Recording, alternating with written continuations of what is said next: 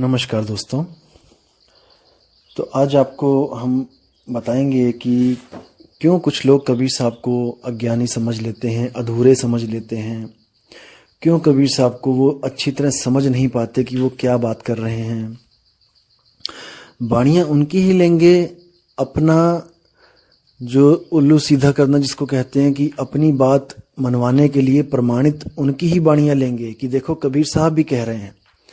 लेकिन सारा कुछ सिद्ध करने के बाद क्या कहेंगे कि हाँ देखो कबीर साहब ये कहते थे, लेकिन उनको उस चीज का ज्ञान नहीं था, इसलिए वो किसी सतलोक नामक किसी निम्न लोक में चले जाते हैं और जन्म मरण में फंसे रह जाते हैं। अब विचार करना दोस्तों, आपने देखा होगा कि कोई एक टीचर होता है जो पीएचडी करके आता है स्कूल में, और उसको पूरे स्कूल में हर क्लास के बच्चों को पढ़ाना होता है। वो 10वीं वालों को भी पढ़ाता है, अगला पीरियड जैसे होता है वो 12वीं वालों की कक्षा में जाता है, उसके बाद वो बीएससी वालों को भी पढ़ाता है। तो अलग अलग कक्षाओं में जाके वो अलग अलग बच्चों को ज्ञान देता है, ज्ञान समझाता है, लेकिन उसके ज्ञान में कोई कमी नहीं होती। वो पीएचडी कर चुका है, 10वीं वालों के पास जाके वो केवल 10वीं के सिलेबस के बारे में बताता है, और 12वीं वालों के पास जाकर वो केवल 12वीं के सिलेबस के बारे में बताता है, और बीएससी वालों को जाके वो बीएससी का सिलेबस समझाता है। तो अगर कोई कहे कि देखो उनकी वाणियों में उनके जो ज्ञान वो देते हैं, देखो 10वीं का ज्ञान है, उसमें 10वीं क्लास के बच्चों वाली बातें कर रहे हैं, तो वो बंदा उनको समझ नहीं पा रहा है। वो सोच रहा है कि वो केवल 10वीं तक की बात कर रहे हैं, इसलिए वो 10वीं में ही होंगे, शायद उनके पास 10वीं का ही ज्ञान है। और जो सोचता है कि देखो ये +2 या 12वीं की बातें कर रहे हैं, 12वीं का ज्ञान देते हैं, उनके नोट्स पढ़े होंगे कि टीचर ने क्या लिखा बच्चों को दिया, तो वो अपनी बुद्धि के अनुसार सोचता है कि शायद ये 12वीं तक ही पढ़े हैं। और जो बीएससी वाले हैं, वो उनके बारे में जब कोई पूछता है कि आपके टीचर कौन है, तो वो कहते हैं कि हमारे टीचर ये हैं और उनके ये नोट्स हैं, तो वो देखता है कि ये केवल बीएससी की पढ़ाई पढ़ा रहे हैं। हालांकि आपको भी पता है कि जो टीचर होता है वो पूर्ण होता है, और वो हर बच्चे को उसी के लेवल की बुद्धि के अनुसार पढ़ाता है। अगर कोई टीचर फर्स्ट क्लास के बच्चे को जाके 10वीं क्लास की पढ़ाई कराने लग जाए, तो वो आपको भी पता है कि वो समझ नहीं सकता।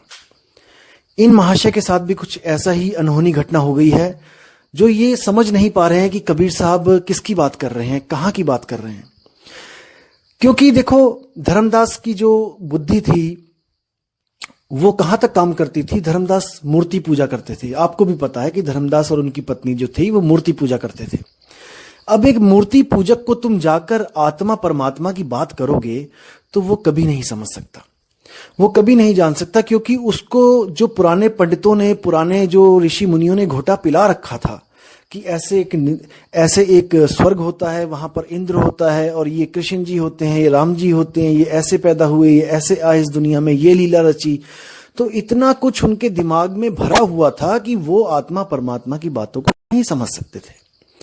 इसलिए कबीर साहब ने उनके ज्ञान को खट्टा करने के लिए, उनके ज्ञान को, जो उनको ज्ञान पढ़ा रखा था, जो रंग रखा था, उस रंग को फीका करने के लिए कबीर साहब ने एक कहानी की रचना करी। उस कहानी की रचना क्या करी कि एक सत्पुरुष था, सत्पुरुष के द्वारा ऐसे ऐसे हम पैदा हुए, और हम लोग काल के चक्कर में आके यहां फंस गए, और वही काल की जो घरवाली है वो शेरावाली माता है, और उसके 3 बच्चे हैं जो ब्रह्मा विष्णु महेश हैं, और उनसे ये सृष्टि चल रही है। और यही 5 हम सबको फंसाने के लिए ही ये सारी लीला करते हैं। जितने भी इन्होंने लीला करी हैं, ये सब जीव को फंसाने के लिए, अपने तक ही सीमित रखने के लिए ये लीला करते हैं। जब ये ज्ञान धर्मदास जी ने सुना और ये भी पूछा कबीर साहब से कि क्या ये सत्य है, देखो एक बार में विश्वास नहीं किया, उन्होंने समझाया कि हाँ यही सत्य है, तो उनके मन से इन 5 के लिए श्रद्धा खत्म हो गई। देखो पहले तो आपकी श्रद्धा खत्म करवानी पड़ेगी, जिन आप पुरानी श्रद्धाओं में लगे हुए हो। अब ये तो हो गई ये कहानी जो धर्मदास की श्रद्धा खत्म करने के लिए बताई गई, क्योंकि धर्मदास के पास इतना विवेक नहीं था कि वो आत्मा और परमात्मा को समझ सके। क्योंकि अगर इतना विवेकी होता तो पत्थरों को पूछता ही ना, वो पत्थरों की तरफ देखता ही ना। उसको पता होना चाहिए था कि जड़ और चेतन में क्या फर्क है। पत्थर निर्जीव है, पत्थर तो अपनी सफाई खुद भी नहीं कर सकता। आप मूर्ति बना लो, उसकी भी सफाई एक चेतन आत्मा से ही करवाई जाती है। एक चेतन जीव से ही करवाई जाती है। इसलिए इन महाशय ने क्या सोचा कि सतलोक जो है वो वही लोक है जहां से कबीर साहब आते हैं।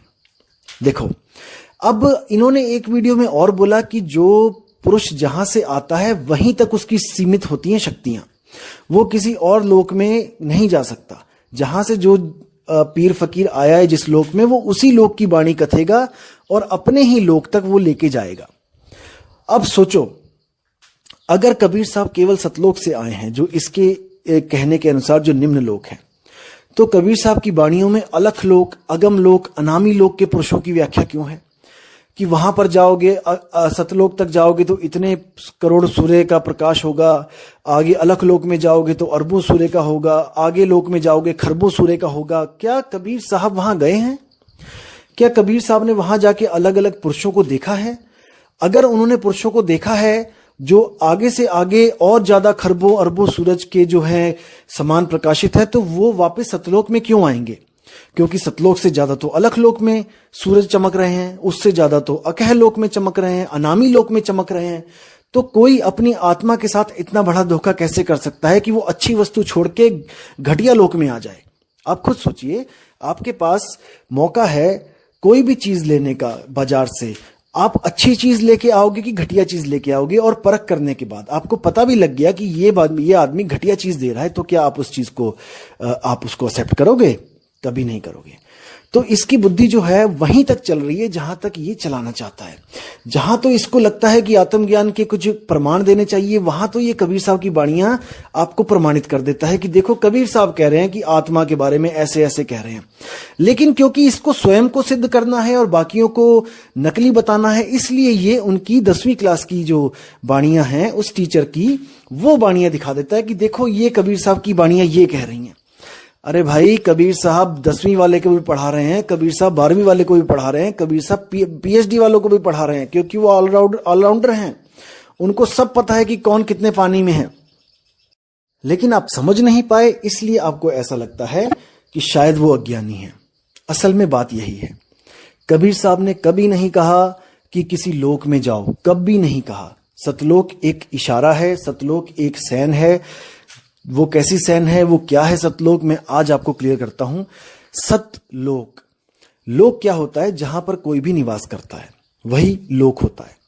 और सत्य क्या होता है? जो कभी खंडित नहीं होता, जो कभी खत्म नहीं होता, जो शाश्वत है। जब हम सुरती की बात करते हैं तो सुरती इस वक्त 3 लोक में उलझी पड़ी है। 3 लोक का मतलब क्या है? ये सूरज चांद सितारे नहीं, ये शरीर है। इसी शरीर में 3 लोक हैं। जो पिंडे सो ब्रह्मंडे, जो बाहर आपको ब्रह्मांड दिखाई दे रहा है वही सूक्ष्म रूप में इस पिंड में डिट्टो कॉपी है। तो साहिब कहते हैं, सुरत फसी संसार में तासे पर गयो दूर, सुरत बांध स्थिर करो आठों पहर हुजूर।